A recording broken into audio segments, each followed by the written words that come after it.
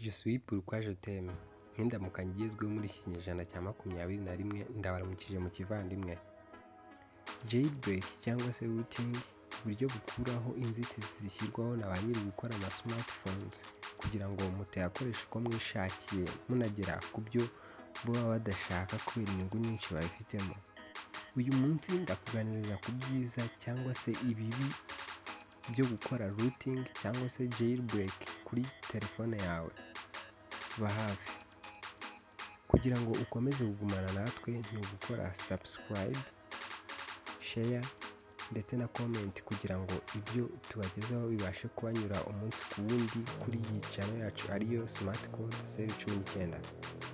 Uyu munsi benshi mu bakora jailbreak cyangwa se routing ni uko baba bifuza kugera kuri byinshi bo batabona, bifuza kuba update ku byo babona na bagenzi babo bafite telefone zijyanye n'igihe kandi bafite telefone zimaze igihe zisohotse. Tubibutse ko jailbreak ikoreshwa ku bafite telefone za Apple, hanyuma routing igakoreshwa ku bafite amatelefone yose akoreshwa Android. Iyo ukoze routing cyangwa se jailbreak bivuze ko telefone yawe ihita itakaza garanti ako kanya nubwo waba wayiguze mu gitondo ugakora jailbreak cyangwa se routing ku mugoroba.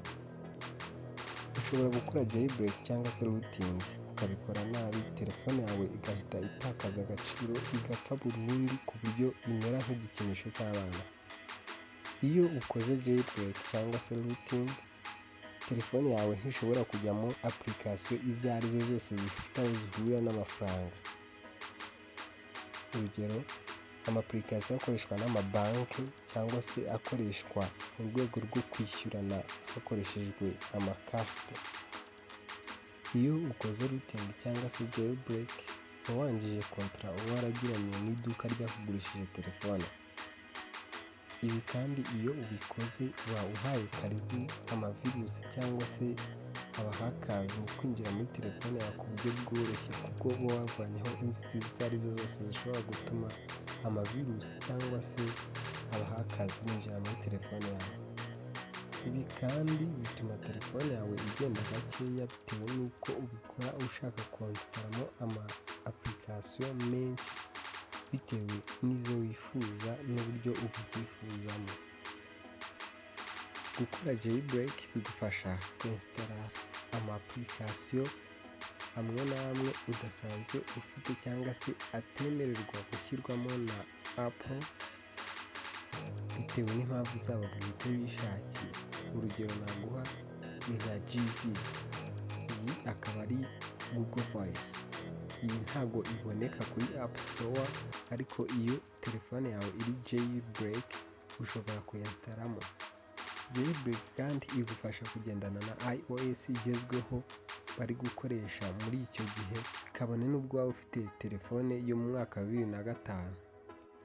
Uzakenera jailbreak igihe cyose uzaba ufite iPhone 5S, ukeneye kugira amasonori nk'ayo iPhone X ifite, cyangwa se notification sound mu gihe wowe uzifite zitajyanye n'igihe. Uzakenera kandi gukora jailbreak igihe cyose uzaba ufite Skype ushaka kuyikoresha mu buryo bwa 3G, dore ko abakoresha Skype kuri iPhones biba ngombwa ko bakoresha Wi-Fi.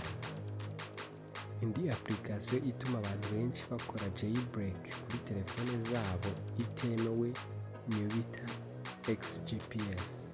Iyi XGPS ni uko yo ari ubuntu kandi ihora ifunguye yerekana neza telefone aho iherereye. Iyi XGPS niyo ituma abenshi bakora jailbreak. Iyi ni iPhone. Ubushakashatsi bwakozwe n'ikinyamakuru Tech Republic butangaza ko abakora jailbreak kuri za iPhone bangana n'10%. Naho abakora routing bo ntibabashije kugaragara kubera yuko batagira application yabyo yihariye ishobora kugaragaza ko bakoze routing. Jailbreak ikorwa n'application kitwa Cydia kakozwe n'umugabo witwa Freeman. Mwakoze kudukurikira, icyo twabibutsa ni gukora subscribe, share ndetse na comment. Mugire ibihe byiza, mwakoze